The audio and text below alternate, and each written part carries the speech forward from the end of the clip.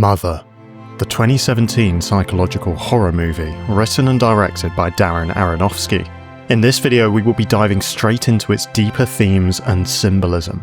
What is it that makes this film so intense? And what are we not talking about? For me, it's the performances and Darren Aronofsky's direction that really ratchet up the discomfort in this movie. What made you want to work with Darren Aronofsky? I just think he's such an original. There's no one really like him. His ideas are so unique. So when I heard he had something, I wanted to meet with him right away. And he didn't have a script. He just had these ideas floating in his head. And then, in 5 days, he wrote it. And I read the script, I threw it across the room. I told him he had severe psychological problems, but it's a masterpiece. The camera seldom leaves the protagonist, Mother, played by Jennifer Lawrence, and much of the film plays out in real time.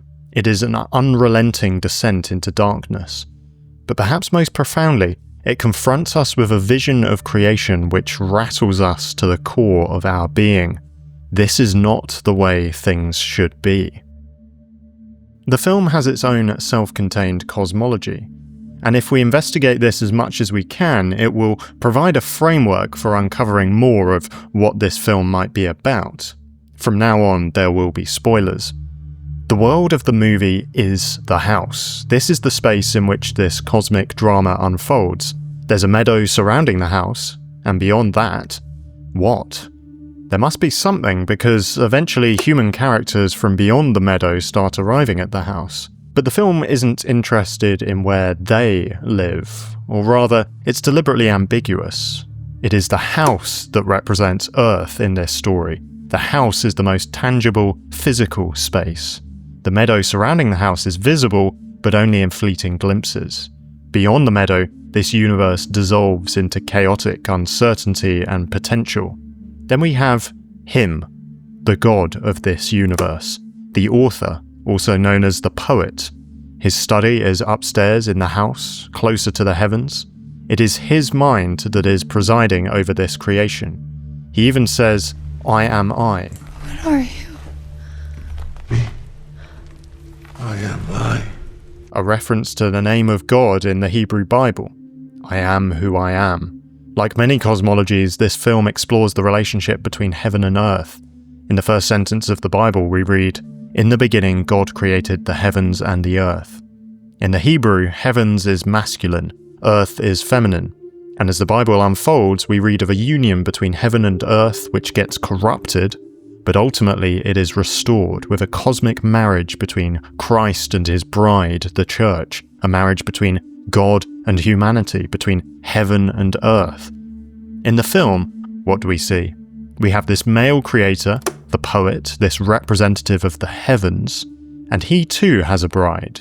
She is a created being. She is the representative of Earth. She is Mother Nature, and her constant impulse is to tend to the house, to nurture this environment, out of an undying love for the poet. What begins as an apparently idyllic setting undergoes a fall, a descent into darkness, as strangers from beyond intrude into this house. It's a cosmic home invasion movie. We'll look at this chain of events in more detail, but it culminates with the shocking murder of the heavenly couple's son, the mother rejecting the poet, and the destruction of the house. All the human characters are annihilated in the judgment. The poet remains, apparently unscathed. He is immortal, perhaps even eternal within this cosmology. Mother also survives, so she is clearly of a different nature to the human characters, but she is not impervious to the flames. She is severely wounded. Her heart has hardened to stone, and as the poet reaches into her chest and breaks open this stone, he finds a pure crystal inside, representing her love. Somehow, it remains. And it is the power of this crystal which allows the universe to reset. The house is rebuilt, and a new woman awakes upstairs, ready for the cycle to repeat. Over the course of the film, we see 3 iterations of this cycle. It begins with the end of the first. We then witness this second iteration of the cycle in its entirety. And at the end of the film, we see the start of the 3rd iteration. The 3 mothers are different in appearance, implying that each iteration of the cycle is unique, and therefore even for the poet, it's not entirely predictable what will happen each time. Perhaps the human characters vary between cycles as well. The specifics are free to change with each iteration. But from 2 of the 3 iterations that we are shown, it seems that it always ends the same way each time, with the mother furiously burning the house down.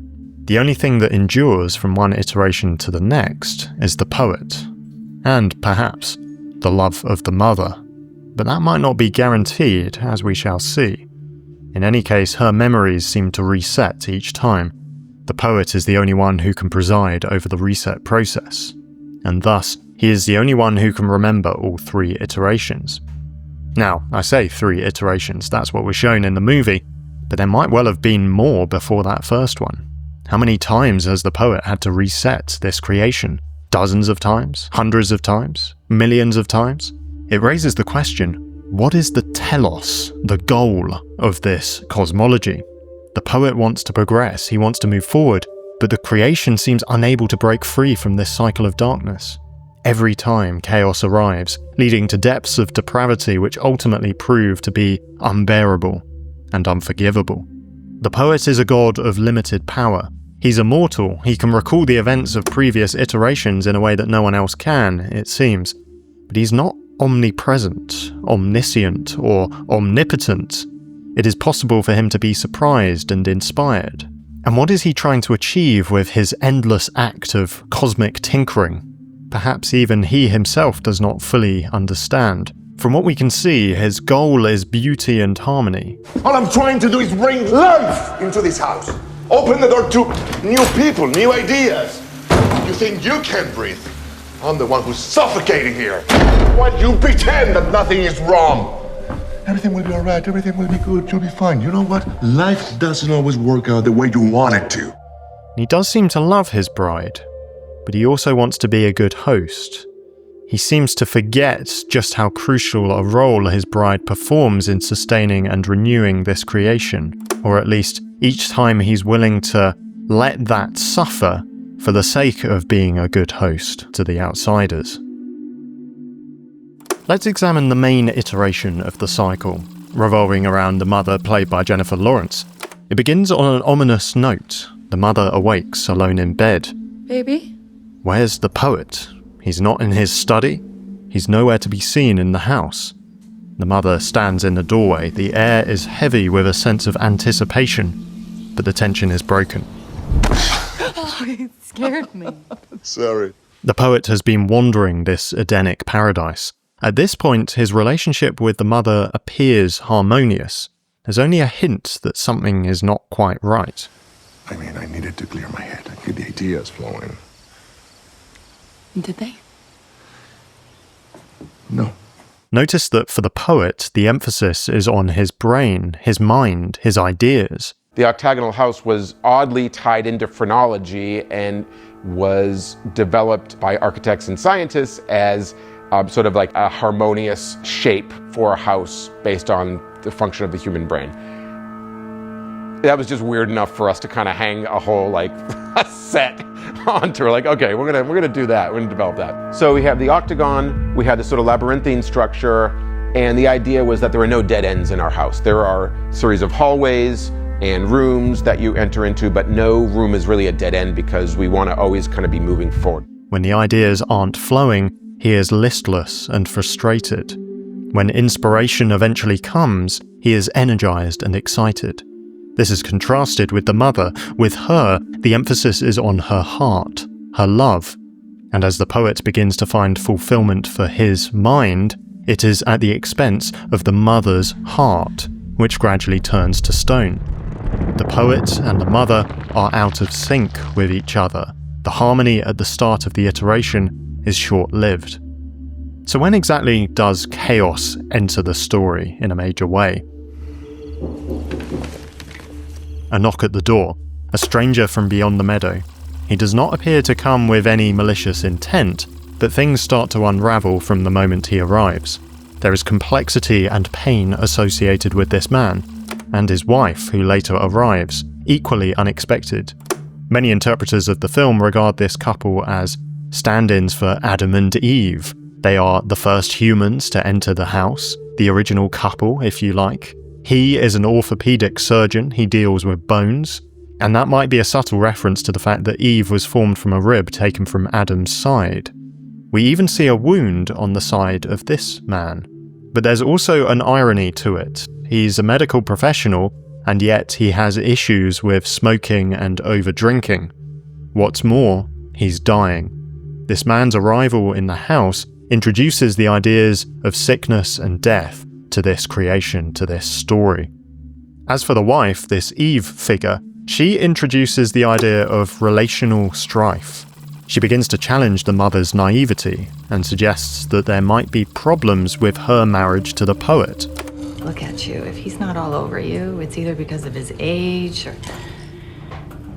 It's none of my business. I think this has gone to my head. No, it's okay. Say what you're No, gonna say. seriously. No, obviously he still loves you. Just such great delivery from Jennifer Lawrence and Michelle Pfeiffer. Notice the intrusion, not just physically into the house, but psychologically. When I was younger, I lost everything in a fire. Oh, I'm sorry. It's hard to imagine what that means. Losing everything. Your memories, your work, even your dirty toothbrush. I didn't even know if I could ever create again until I found this in the ashes. Isn't that remarkable? It gave me the strength to start again. And then I met her. You. And she breathed life back into every room. She redid all of it. Every last detail. By yourself? Mm-hmm. The mother seems to have been given an augmented memory of what happened. She knows that the house burnt down, but she doesn't seem to know that it burned down at the hands of the previous mother. In any case, the arrival of these Adam and Eve figures shifts the tone in the house. The descent into darkness has begun. So we have Adam and Eve. Where's the snake? There is no snake.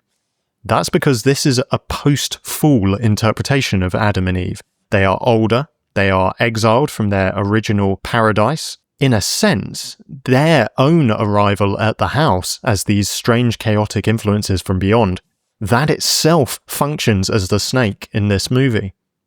What's more, they have two sons, stand-ins for Cain and Abel. If the Adam figure introduces the possibility of death to the home, these sons make it a reality. A family argument escalates, and the older brother fatally wounds the younger brother, who is taken off to hospital, only to die. This is an obvious reference to Genesis 4, in which Cain, the older brother, kills Abel. Now Abel kept flocks and Cain worked the soil. In the course of time, Cain brought some of the fruits of the soil as an offering to the Lord, and Abel also brought an offering, fat portions from some of the firstborn of his flock. The Lord looked with favour on Abel and his offering, but on Cain and his offering he did not look with favour. So Cain was very angry, and his face was downcast. Then the Lord said to Cain, "Why are you angry? Why is your face downcast? If you do what is right, will you not be accepted? But if you do not do what is right, sin is crouching at your door, it desires to have you, but you must rule over it." Now Cain said to his brother Abel, "Let's go out to the field." While they were in the field, Cain attacked his brother Abel and killed him. Then the Lord said to Cain, "Where is your brother Abel?" "I don't know," he replied. "Am I my brother's keeper?" The Lord said, "What have you done?" What have you done to your brother?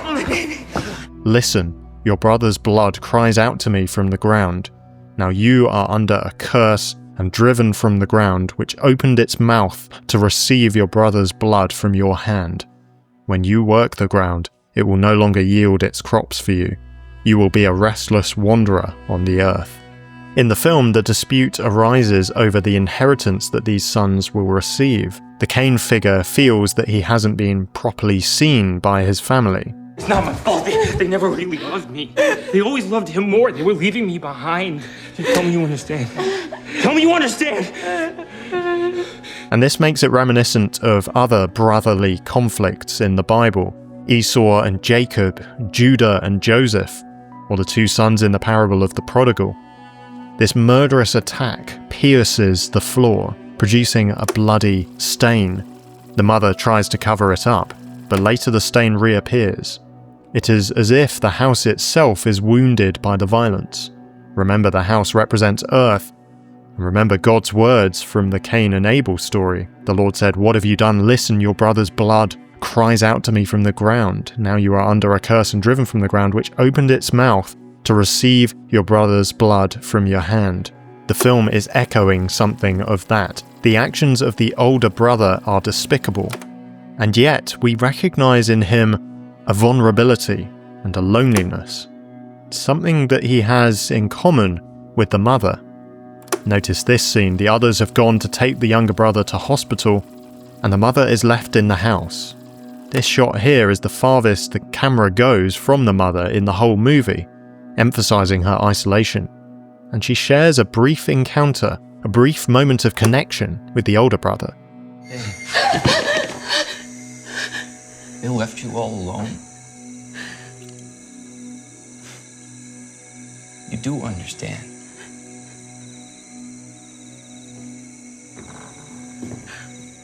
I love Domhnall Gleeson. He's been given some quite disappointing roles in the big franchises. You know the ones I mean. Maddar's dead. I'm the spy. I knew it! But he's a great actor and he's done a ton of great performances. And actually the character of his younger brother in this film is played by Brian Gleeson, who is his real life younger brother. So that's a nice detail. Who are you? What are you doing here? What are any of us doing here, right? So there we go, Adam and Eve, Cain and Abel. What follows is the fallout from the death of the Abel figure, as yet more figures arrive at the house. Do you hear that? That is the sound of life. That is the sound of humanity. That is your son's voice. His cry of love. His love for you. The mother is perturbed by this relentless intrusion into her home, which becomes increasingly bewildering. What are you doing? Oh, it's no big deal. I worked my way through college doing this. But why are you painting my house? Well, it's been so kind to everyone, it's the least we could do. For the poet, it becomes a source of inspiration. This is exactly right. His character is A narcissistic artist. There's nothing wrong with it. He didn't do anything wrong. You didn't do anything wrong here. You're not showing any disrespect to her at all by inviting people over. These people just lost a kid. Yeah, of course. You know, of course I'm going to invite them over there. They have nowhere to go. I mean, it's what the entire film is. What's more important, being in love with your partner and focusing on them, or being a great host.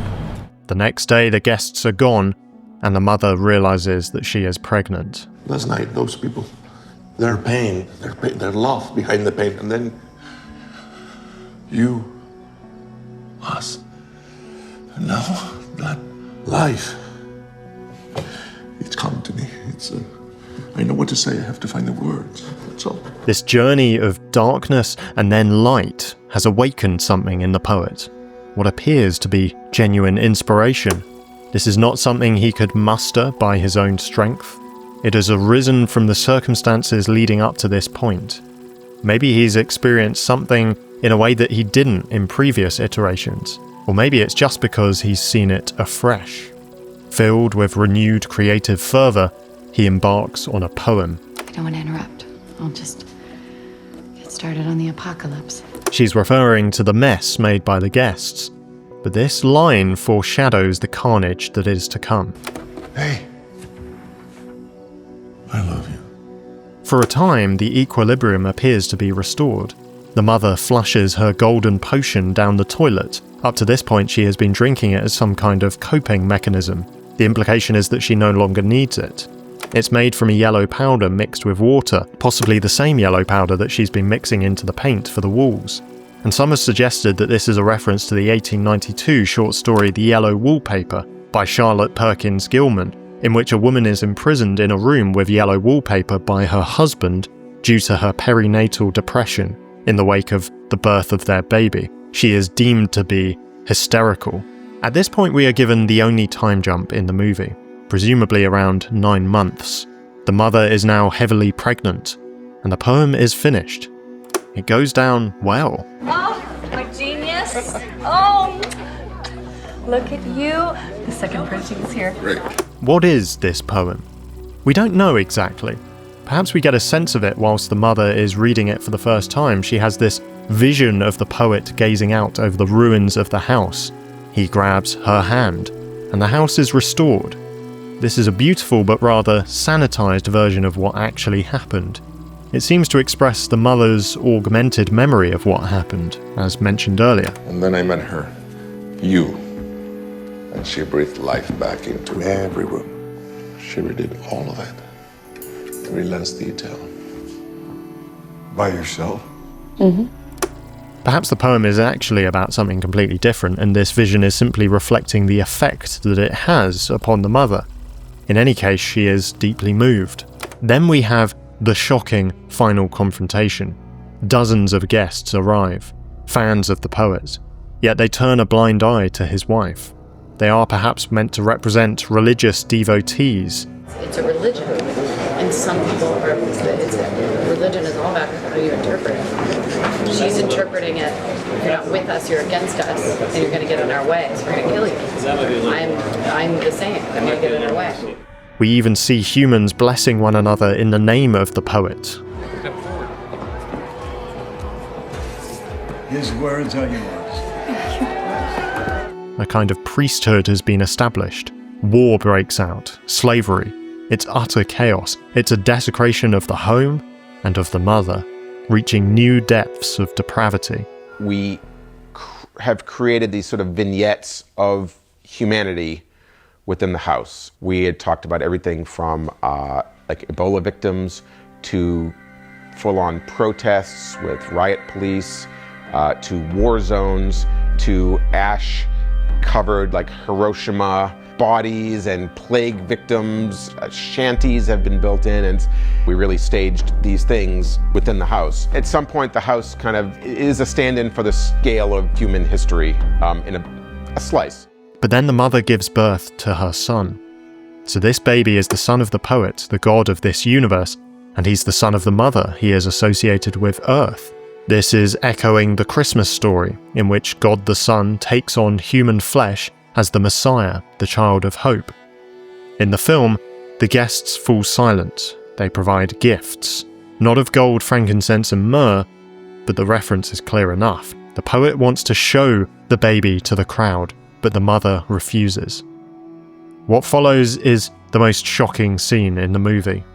While the mother is asleep, the poet takes the baby from her and presents him to the crowd. At first, the crowd are delighted, but then their temperament shifts, and the baby is butchered. It's a profoundly distressing moment in cinema, perhaps one of the most. And I find it to be a visceral meditation upon the life of Christ in some ways. Even as a baby, while some travelled to worship him, King Herod wanted him slaughtered. Throughout his ministry, people wanted to kill him, and eventually they did. The very same crowd which shouted, "Hosanna, blessed is he who comes in the name of the Lord, blessed is the King of Israel," as Jesus arrived in Jerusalem, that same crowd would later shout, "Crucify him," and send him to his brutal death upon the cross. Now, I'm not saying this is a pro-Christianity movie. It's arguably a direct critique of Christianity. But this moment helped me feel the chilling reality of humanity's interaction with the Son of God. What happens next in the movie? Well, as the crowd feasts upon the body of her son, someone recalls the words that the poet said in honor of Abel. Where's my baby? He's not dead. What? A voice Where is he? still cries out to be heard, loud and strong. Listen. Do you hear that? That is the sound of life. The sound of humanity! That is your son's voice. His cry of love. His love for you. Unlike the biblical account, there is no resurrection of the son. The baby remains dead. Nothing can bring him back. And thus, these words are cruel, not hopeful. The mother is understandably devastated. And yet she is put through more hell, entirely unprovoked. All of this, it's just not fair. It can't be fair. Finally, the poet steps in. We can't let him die for nothing. We can't. Maybe what happened could change everything. Everyone. What are you talking about? We have to find a way to forgive them. But butchered our son. I know. You're insane. They are truly sorry. Please have faith in me. Please, we need to forgive them. It's too much. The mother cannot abide this hellish reality, and who could blame her? As she prepares to burn the house down, she has one final exchange with the poet. You never loved me. You just loved how much I loved you. I gave you everything. You gave it all away. No!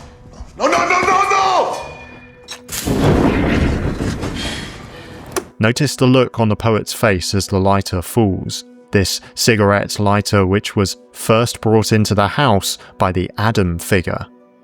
The poet's face is marked with resignation. Here we go again, is what he's thinking. Interestingly, when the film was press screened, each member of the audience was given a card. On one side it had this image, 3 symbols. The one at the top is a circle with an octagon inside, probably a representation of Earth. The house in Mother is octagonal, and it is jam-packed with octagons, as we've mentioned, and that might be linked to the human mind in some way. It's also significant because in the Bible, 8 is the number of resurrection. Jesus rose from the dead on the first day of the new week, the 8th day. But as we've seen, the rebirth depicted in the film is a reset rather than a resurrection. Death appears to be the end, and all the poet can do is reset the entire system with new characters each time. So the number 8, the octagon which features so prominently in the film, it might be a reference to resurrection, but the film does not offer true resurrection. Back to this card that was given to the attendees, the symbol in the middle is a character from the Tifinagh script used to write Berber languages. It actually features on the Berber flag, and it's often used as a shorthand for the phrase free man. So we have woman and earth at the top, we have man in the middle, and then we have the exclamation mark which features in the title of the movie. On the other side of this card, which was given to the attendees at the screenings, there was a poem, Our Mother who art underfoot, hallowed be thy names, thy seasons come, thy will be done, within us, around us. Thank you for our daily bread, our water, our air, and our lives, and so much beauty.